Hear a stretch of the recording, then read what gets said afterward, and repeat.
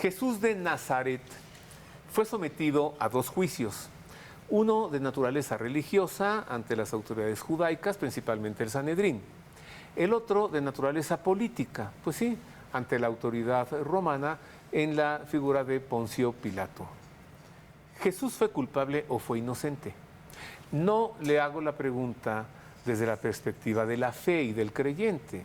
Yo soy el primero en decir, fue inocente. Hago la pregunta muy seriamente desde la perspectiva jurídica, porque hoy en este programa haremos un análisis desde la perspectiva de la defensa, o sea, un abogado, desde el derecho romano, o sea, un romanista, y luego el ejercicio de la acción penal, porque finalmente fue sentenciado. ¿Pero era inocente? Sí, era inocente porque se le sentenció. Todo esto hoy, en este programa, quédese con nosotros, el proceso o el juicio a Jesús de Nazaret.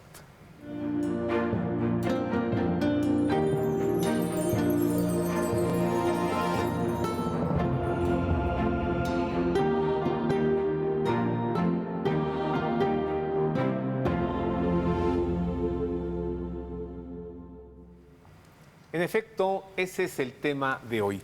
Agradezco que esté con nosotros, agradezco el favor de su atención. Vámonos directo al tema porque tiene mucho contenido. Recibo con afecto a Fernando Villalón Esquerro, él es abogado. Recibo con afecto a Rodrigo Fernández, él es romanista, o sea, su especialidad es el derecho romano. Y recibo con afecto a Leonardo Brown, él es penalista. Bienvenido, Fernando. Muchas gracias, bien hallado. Bienvenido, Rodrigo. Gracias. Y bienvenido, Leonardo. Muchas gracias. 2 juicios, uno judío, uno romano, uno religioso, otro político. Y en los 2 queda sentenciado a muerte. Un proceso, ¿no? Un proceso y una parte política, ¿no? La romana. El juicio en el Sanedrín fue un proceso. Yo creo que es un proceso más o menos legal, ¿no? No sé qué opinan aquí, Leonardo.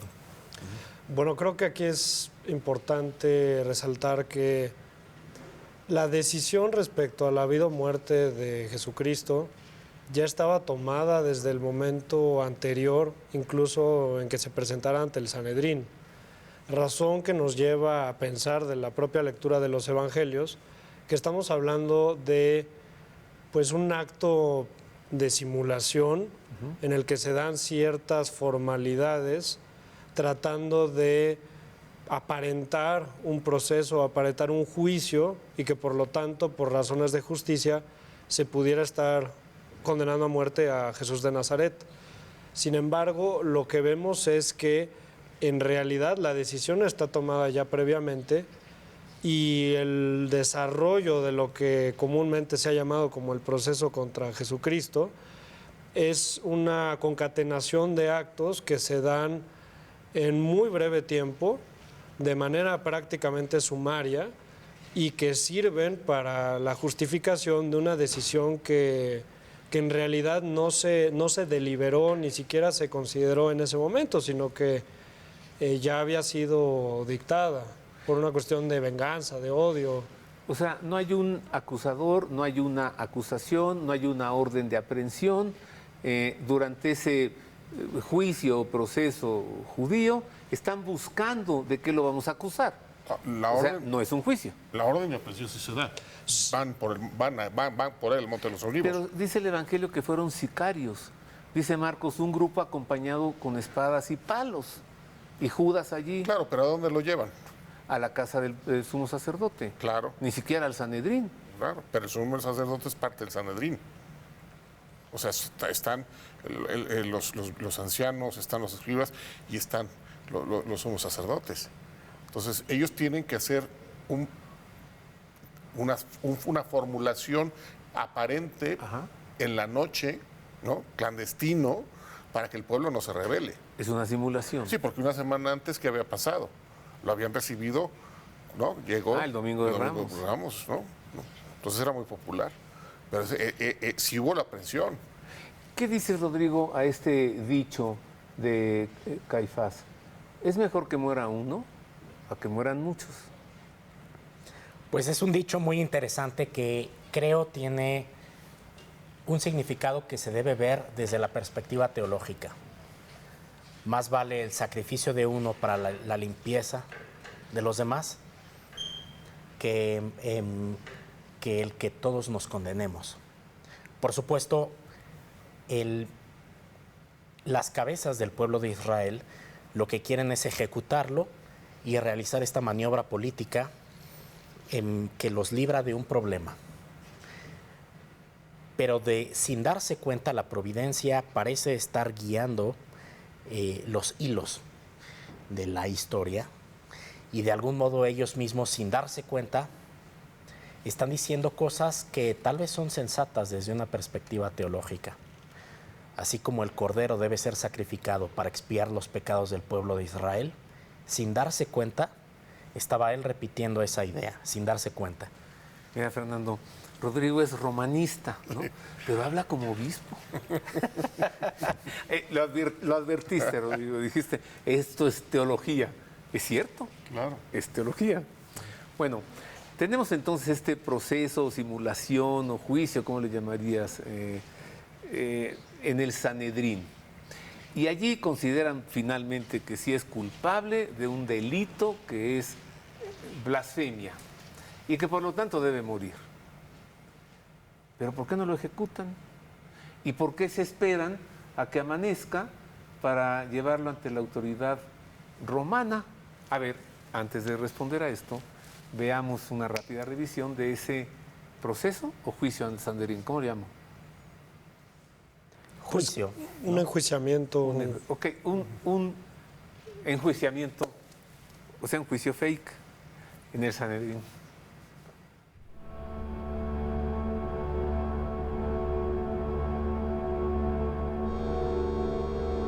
Llevaron a Jesús ante el sumo sacerdote y se reúnen todos los sumos sacerdotes, los ancianos y los escribas.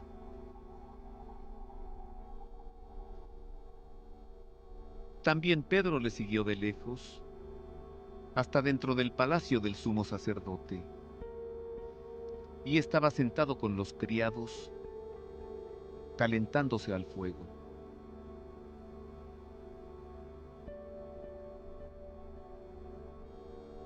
Los sumos sacerdotes y el Sanedrín entero andaban buscando contra Jesús un testimonio para darle muerte, pero no lo encontraban, pues muchos daban falso testimonio contra él, pero los testimonios no coincidían.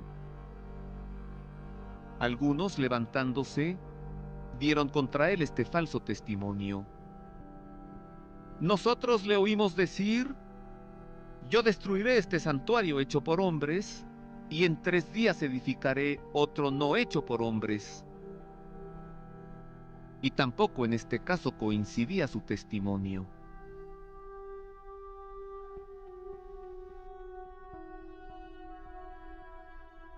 Entonces se levantó el sumo sacerdote y poniéndose en medio preguntó a Jesús: ¿no respondes nada? ¿Qué es lo que estos atestiguan contra ti? Pero él seguía callado y no respondía nada. El sumo sacerdote le preguntó de nuevo: ¿eres tú el Cristo, el Hijo del Bendito?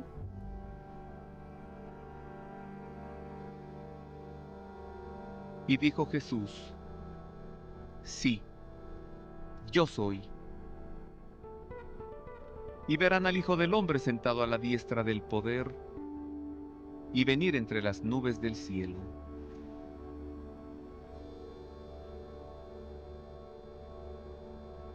El sumo sacerdote se rasga las túnicas y dice: ¿qué necesidad tenemos ya de testigos? Han oído la blasfemia. ¿Qué les parece? Todos juzgaron que era reo de muerte.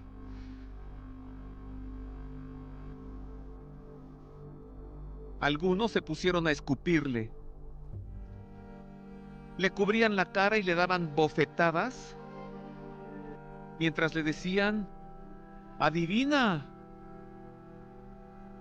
Y los criados le recibieron a golpes.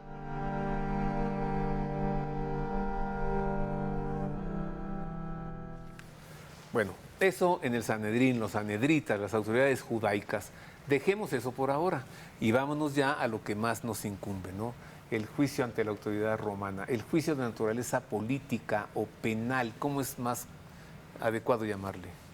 El asunto es que está mezclado, no hay un juicio penal como están apenas apareciendo los juicios penales, no es tan claro y hay que quitarnos la parte de los juicios y los formularios de nuestra época. Ok. Desde la Revolución para acá hay que ir al derecho antiguo, por eso es importante.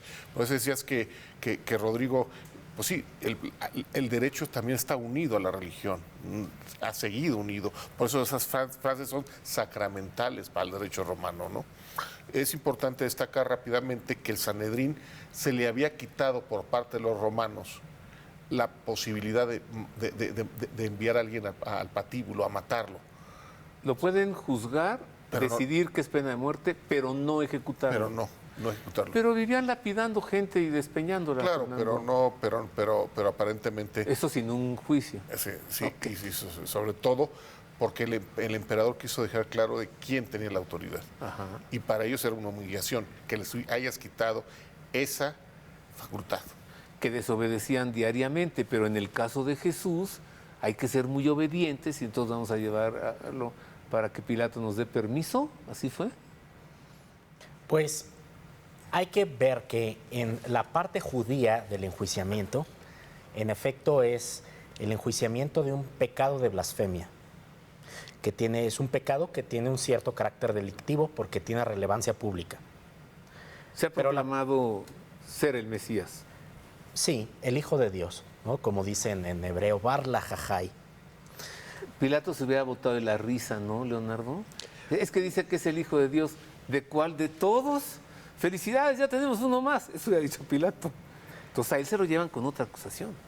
Pero claro, es que a Poncio Pilato le llega por sedición, que es un delito enjuiciable desde la perspectiva romana, y además es enjuiciado bajo un delito que está tipificado en la ley Augusta de Majestatis. La sedición contra el emperador es una afrenta a la majestad del pueblo romano. Entonces, la parte romana es más bien política, pero indirectamente también tiene una parte religiosa, que es la siguiente. Para los antiguos, el emperador es la encarnación del pueblo en una persona. Y los antiguos dirigen su piedad en ese momento de democratización antigua. Hay una relativa divinización del pueblo, como en nuestro tiempo puede que a veces parezca que está sucediendo lo mismo. Y esa encarnación del pueblo es el emperador, de tal modo que cuando uno afrenta al emperador, también es un impío. Entonces, por supuesto, hay un delito, pero ese delito, que sobre todo es político, tiene también una cierta relevancia religiosa desde la perspectiva de los paganos. Sí, el emperador es una divinidad o ha sido divinizado. El emperador sí es un dios en la tierra, el pueblo romano también es divinizado en las fuentes, y cuando nuestro Señor dice que hay que dar al César lo que es del César y a Dios lo que es de Dios, está negando la divinidad del César. Ajá. ¿Roma se enteró de Jesús de Nazaret, Leonardo, aquel viernes? ¿O ya sabía de él? ¿Tú qué piensas? Bueno, es una pregunta que tiene que ser respondida según el contexto romano. Es bien sabido que los romanos conservaban registro, realizaban censos de las personas que habitaban dentro de las provincias o dentro de la sede romana. Quizá el maestro Rodrigo sea el experto en estos temas que nos pueda dar un poco de luz sobre esta cuestión. Bueno, hago una pausa entonces y regreso con la misma pregunta. ¿Cuándo se enteró Roma del acontecimiento, del suceso Jesús de Nazaret? Vamos a llamarle así. ¿Lo conoció Poncio Pilato aquel viernes? ¿Supo apenas quién era él? ¿O ya había escuchado algo? Además, ¿cómo es posible que Pilato lo haya sentenciado cuando durante el proceso o juicio o enjuiciamiento dijo: no encuentro culpa en este hombre. Y después lo sentencia, y luego a flagelación y a crucifixión, que ya es mortal. Una pausa, volvemos con esto y con más.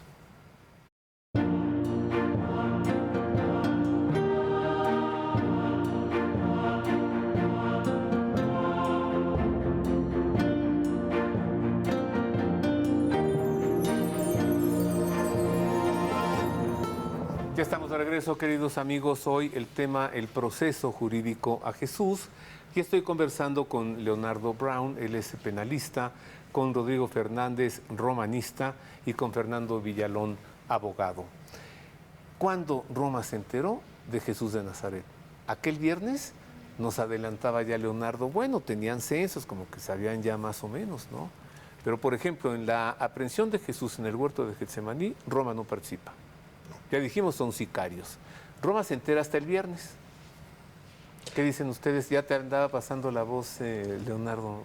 Bueno, si me lo permiten, o sea, aquí la cuestión es que en el momento en el que Pilato le presentan a Pilato a Jesús de Nazaret, él ni siquiera entiende qué es lo que está pasando. Lo toman por sorpresa y él se pregunta de qué se trata todo esto. Y el Sanedrín, bueno, los miembros del Sanedrín contestan de manera astuta, aunque malévola, dicen: no te estaríamos trayendo un hombre si no fuera un malhechor. O sea que ya están calificando la conducta de esta persona, de Jesús de Nazaret, sin que ni siquiera, en este caso, Pilato haya tenido conocimiento de qué se trataba. Y algo muy importante es que se cambia el sentido de la acusación, porque en un inicio estábamos hablando de un delito religioso de blasfemia, y en este momento se traslada, se transforma el contenido de la acusación para presentar a Jesús de Nazaret como un rebelde, como una persona que había incurrido en sedición, en una ofensa de lesa majestad en contra del emperador. Él dice que no paguemos el tributo al César, ¿no? Bueno, semanas antes los fariseos habían intentado hacer caer en una trampa a Jesús de Nazaret, preguntándole precisamente sobre la licitud de pagar tributo. Y él contesta de manera, bueno, estamos hablando de Dios hecho hombre, contesta sabiendo las intenciones de las personas que lo tratan de inculpar y establece que es lícito dar al César lo que es del César. Fíjate cómo hay calumnia. ¿Por qué entonces, después de él haber dicho esto, le dicen a Pilato, es que él dice que no paguemos el tributo? Como en el Sanedrín, es que él dijo que iba a derribar el templo, ¿no? Pues él no dijo, él dijo, derriben ustedes este templo y yo lo levanto. O sea, hay calumnias. Y mira que hay uno de los 10 mandamientos que dice no levantarás falso testimonio. ¿Y quiénes lo están haciendo? Pues los sumos sacerdotes, Hombres que de Dios. representan al pueblo de Israel, a todo el pueblo de Israel. Entonces, esa es parte de que además se hace un proceso en la noche. O sea, todo esto es en la noche. Y no quieren que el pueblo se entere, que el pueblo se vaya a levantar. Tanto llegan a la casa de la casa de Anás, ¿no? A la casa de Anás en esa situación. ¿Tú qué dices, Rodrigo? Pues yo diría que a partir de qué momento tienen los romanos noticia de nuestro Señor, a partir de qué momento ponen el ojo en él. Pues los romanos tenían conciencia de las profecías antiguas de los judíos, que los judíos estaban esperando el advenimiento del rey legítimo para poder restaurar el reino de David. Saben por la profecía de aquella de Belén de Efrata, no serás la menor entre tus hermanas, porque de ti nacerá el Mesías. Saben que Belén es un pueblo que le pertenece a la casa de Jesé, que es el padre de David, y en consecuencia saben perfectamente de qué familia va a venir el Mesías y el rey legítimo si algún día aparece. Y los romanos, cuando realizan el censo en tiempos de César Augusto, por el cual la Sagrada Familia se traslada a Belén, los romanos tienen perfectamente ubicadas a las familias que pertenecen a ese tronco y saben quién es el primogénito. Entonces, los romanos, cuando nuestro Señor está enfrente de Poncio Pilato sabe qué es lo que nuestro Señor puede hacer. Él podría, si quisiera, proclamarse como el rey legítimo de David, que lo era en sentido literal. Y entonces le pregunta, para saber si esa es su intención, si Él es el rey de los judíos. Él quiere saber cuál es la intención, si realmente quiere levantarse en armas o no. A lo que nuestro Señor responde que no es su intención, diciendo: mi reino no es de este mundo. En un evangelio, porque en otro dice, tú lo dices. Yo entiendo, demuéstralo. Por Vamos supuesto. rápidamente a ver, revisemos cómo fue ese proceso ante Pilato. Según el evangelio, el texto del evangelio lo presenta así. Y volvemos con esto. ¿Con qué intención Jesús dijo, tú lo dices? O sea, ¿eso significa sí? ¿O significa no? ¿O significa demuéstralo? Pero así fue el proceso, mire.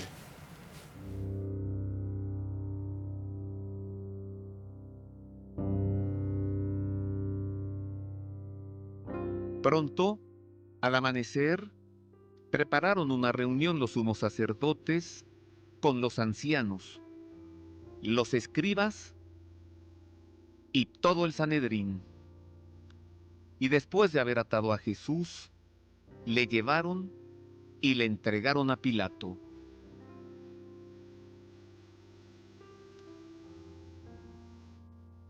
Pilato le preguntaba: ¿eres tú el rey de los judíos? Él le respondió: sí, tú lo dices.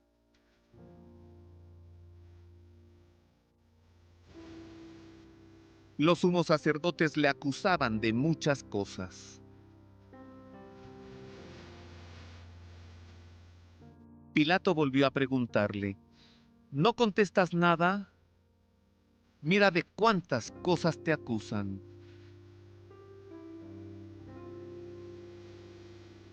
Pero Jesús no respondió ya nada, de suerte que Pilato estaba sorprendido.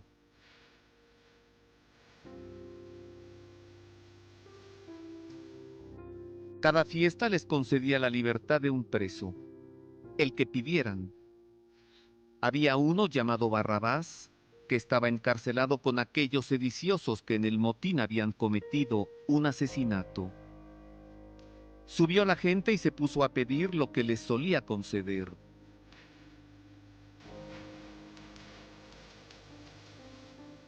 Pilato les contestó: ¿quieren que les suelte al rey de los judíos? Pues se daba cuenta de que los sumos sacerdotes le habían entregado por envidia.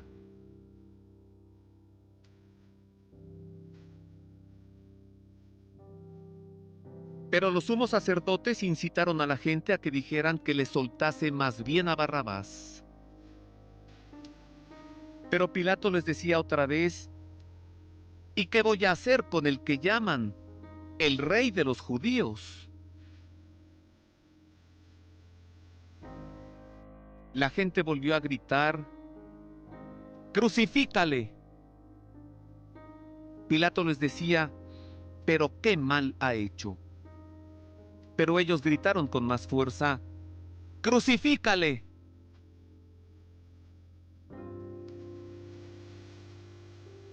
Pilato entonces, queriendo complacer a la gente, le soltó a Barrabás y entregó a Jesús. Después de azotarle, para que fuera crucificado. Así lo relata el Evangelio de San Marcos, ese proceso ante Poncio Pilato. Pero decíamos, ¿eres tú rey? Y aquí hay estas respuestas. Sí, tú lo dices, para eso nací. ¿Qué significa? Además, no se le responde así a un juez que evidentemente te quiere liberar. Sí. Nuestro Señor no renuncia a su derecho a reinar. Él sabe que tiene derecho a hacerlo. Los romanos saben que tiene derecho a hacerlo y los judíos también. Pero ¿por qué? ¿Por su prefieren ascendencia no proclamarse. davídica? Pues, según las leyes sucesorias del propio derecho hebreo. Ok. Y él prefiere no proclamarse, no alzarse en armas, Pero lo que a todos los personajes que intervienen les queda claro es que si alguien tuviera derecho a hacerlo, sería él. Pero en un territorio ocupado ya por Roma, en pleno proceso de romanización, pues no puede haber otro gobernante. Entonces allí pues prácticamente es un suicidio el aceptarlo. Y por eso los judíos le gritan, no tenemos más rey que el César, ¿no, Leonardo? Claro. Bueno, yo creo que visto de manera, en términos muy sencillos, uno podría pensar, Jesús de Nazaret se mete en la boca del lobo y él no hace nada por defenderse. Pero esto tiene una explicación, y es que Jesús sabía perfectamente lo que estaba haciendo.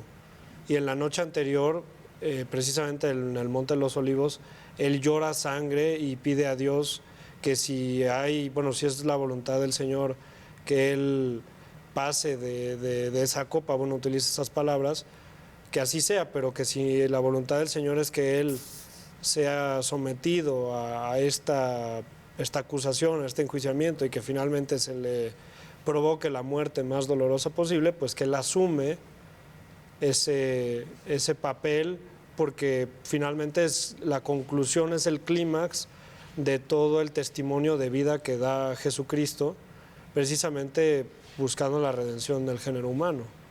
Sí. Pero yo creo que si él se hubiera revelado, le hubiera dado al pueblo de Israel, se hubiera revelado al pueblo de Israel. Hubo muchas revueltas y eran normales las revueltas. Él no quería eso, porque Claro. si no, no hubiera podido cumplir con su misión. Imagínate si entra aquel domingo de Ramos a caballo y no en un burrito bebé. Claro, Es alentar eso, ¿no? Esas expectativas. claro. Y no sé cuántos romanos estuvieran ahí para sofocar una rebelión. Siempre son menos. Eso es lo que yo digo. Yo no creo que lo que ellos querían, ese Mesías que llegara a salvarlos de los romanos, pero él no venía a eso. A ver, ustedes digan así rápidamente. ¿Pilato quería liberarlo? ¿O desde el principio dijo, a este acusado yo lo ejecuto? ¿Tú qué dices, Leonardo? Bueno, yo creo que son reiterados los intentos que él muestra tratando de salvarle la vida, porque considero yo que Pilato sabe a quién tiene enfrente. Y la manera en la que Jesús contesta es una manera misteriosa que no coincide exactamente con las preguntas que hace Pilato. Y de ser simplemente una acusación en contra de un rebelde cualquiera, Pilato poco a poco se va dando cuenta de quién es esa persona que él está viendo. Y tiene colmillo, ¿no? Ha juzgado a muchos. Claro. Este muchacho está tranquilo. Es más, no retador, pero hasta majestuoso, ¿no? Por supuesto. ¿Lo quería liberar o no? Con las respuestas de nuestro Señor, creo que puede decirse que Poncio Pilato sí llega a la conclusión de que el delito de sedición no es su intención cometerlo. Ajá. Sin embargo, es muy interesante lo que se hablaba inmediatamente antes de qué hubiera ocurrido si él sí se hubiera querido rebelar. Pues el plan providencial era que él más bien sufriera lo que otros reyes sufrieron más adelante. El sacrificio de nuestro Señor a manos de un pueblo que se rebela en contra suya cuando niega su dignidad regia, cuando los judíos dicen no habemus regem, solamente al César, lo que están haciendo es levantarse contra su rey legítimo. Se asemeja el sacrificio de nuestro Señor al que más adelante sufrirían a manos de su propio pueblo, Luis XVI y la familia de los Romanov. Ajá. Digamos que la plantilla de ese pecado de asesinato del rey está sentada por los judíos. Y a esto agrégale, oh Israel, que matas a tus profetas. Al principio, Fernando, ¿tú piensas que Pilato quería liberarlo? Yo estoy convencido de eso. ¿Estás convencido de Y ello? también yo creo que viendo a Jesús, viéndole a los ojos, tú sabías quién era esa persona. Yo creo que si los evangelios dicen que cuando se le acercaban porque sabían que si lo tocabas, te sanabas. ¿Cómo no iban a saber quién era? Ajá. Claro que sabían. Y presenté la misma pregunta a ustedes tres, porque entonces ahora voy con usted. Si Pilato lo quería liberar desde el principio porque sabe que es inocente, entonces ¿por qué lo ejecutó? Primero a flagelación, y usaron el flagrum, y eso era mortal. Segundo, a crucifixión, que siempre era mortal. ¿Por qué? Hago una pausa y regreso con esto.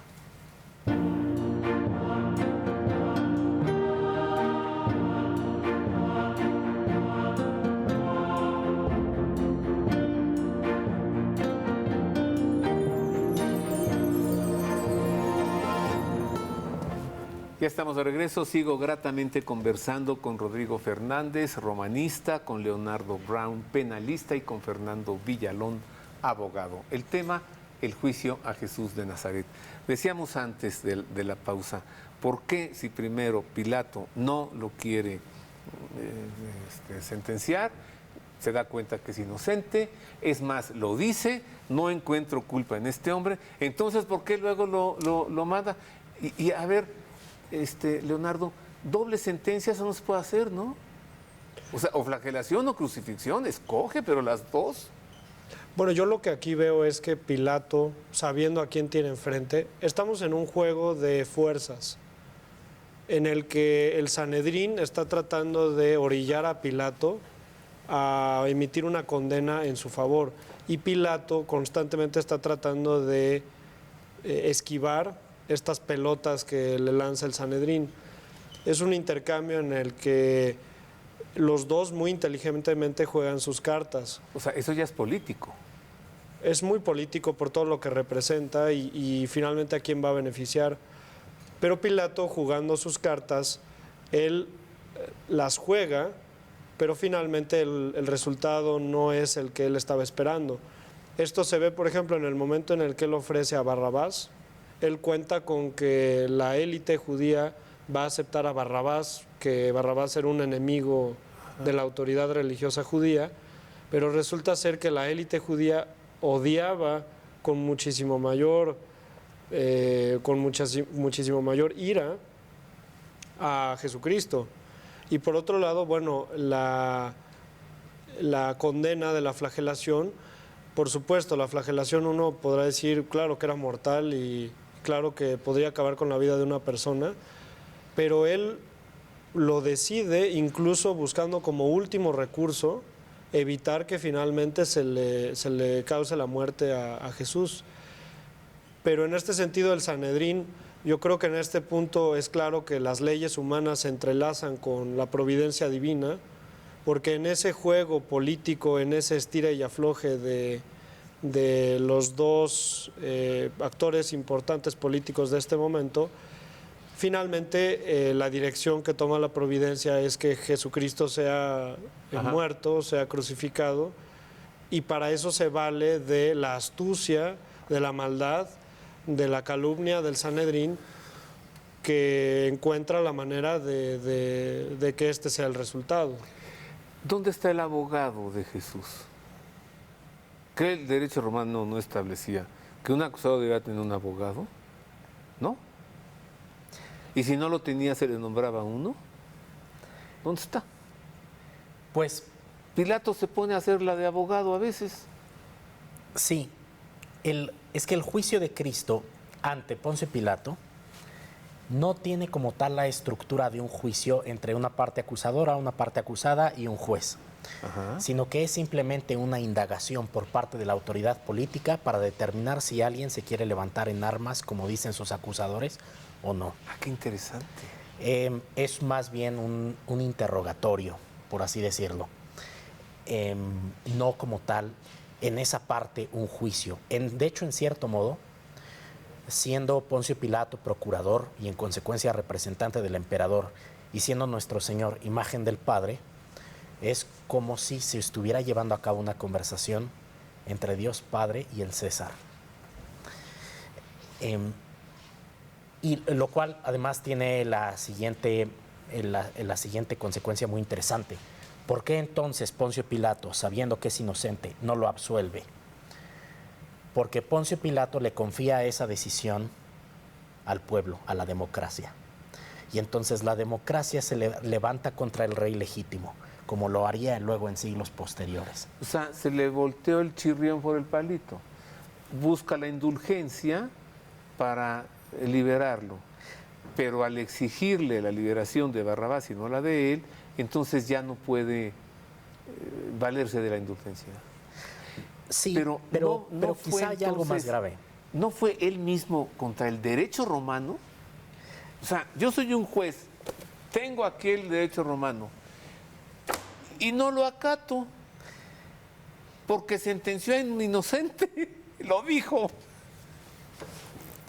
Pues en materia penal, la última instancia en el derecho romano era la llamaban los antiguos, la provocatio ad populum. Ándale. El acusado por pena capital, por un delito que acarreara pena capital, podía apelar al juicio del pueblo en los comicios centuriados que se reunían en el campo Marte. Entonces, sí, en cierto modo, Poncio Pilato, a través de esa remisión al juicio del pueblo, en cierto modo sí está replicando una disposición existente en el derecho romano. El problema más bien es el siguiente, que el juicio del pueblo en contra del rey legítimo es lo que prefiere derramar sangre inocente. Otro personaje que cuya sangre ha sido derramada en circunstancias similares, pues fue el filósofo Sócrates, que también el pueblo decide que es culpable. Es decir, la democracia mató al rey legítimo, en cierto modo. Me decía un griego una vez platicando con él, me dice, ¿tú sabes que Sócrates es la gloria de Atenas? Dice, Sócrates es la vergüenza de Atenas, porque lo mataron ustedes. Claro. Y en tal caso Jesús de Nazaret es la vergüenza de Jerusalén. Sí, es su sangre la que de algún modo acusa. ¿Qué crees? Que ya se nos acabó el tiempo. No puede ser. Me siento muy mal, ya no tenemos más tiempo para seguir. Así es. O me dan una conclusión cada uno de ustedes en 15 segundos, o hacemos una segunda parte. ¿Tú qué dices, Fernando? Pues valdría la pena hacer una segunda parte, pero lo que te puedo decir es, yo creo que ya estaba dictada la sentencia, que fue una cuestión política en el caso de Roma, ¿sí? Tratando de salvarlo, pero fue la condena del Sanedrín y sobre todo de los grandes sacerdotes. A ver, una pregunta rapidísima a cada uno. ¿Lo hubieras liberado o lo hubieras sentenciado, Leonardo? No te pregunto como católico bautizado, sino Claro. como abogado penalista. No, bueno, aquí la cuestión es que si se hubiera llevado a cabo un proceso o se hubiera respetado una formalidad jurídica, definitivamente él tenía que ser absuelto. Sí. Pero precisamente la muerte de Jesús de Nazaret marca un cambio definitivo en la manera de conocer las instituciones heredadas del mundo romano, precisamente por la trascendencia, por las profundas injusticias que suceden en la figura central de la cultura a partir de ese momento. Por eso seguimos hablando de que estamos en la época de Jesucristo, Sí. En nuestra era, en la era nuestra cristiana. era, la era cristiana. Bueno, la era suya, ¿no? La era de él. Fernando, ¿lo hubieras liberado o lo hubieras ejecutado? Yo lo hubiera liberado, no Sí. sé qué consecuencias hubiera traído. ¿Y tú, Rodrigo? Cuidado, porque cuando salgas de aquí... Pilato mismo se pregunta, ¿cuál es la verdad? Pues en nombre de la verdad tenía que rechazar el juicio del pueblo. Ajá. ¿Cuál es de veritas? O sea, debió haber liberado a Jesús Sí, en nombre de la verdad. incluso siendo pagano, Ajá. en nombre de la verdad. Tan interesante. Muchas gracias, Fer. Muchas gracias. Gracias, Rodrigo. Gracias, Leonardo. Yo tengo una conclusión también. No somos diferentes hoy. Fíjate cómo en redes sociales, hoy, cada persona es un juececito. Y cómo hoy sentencian a cualquier persona.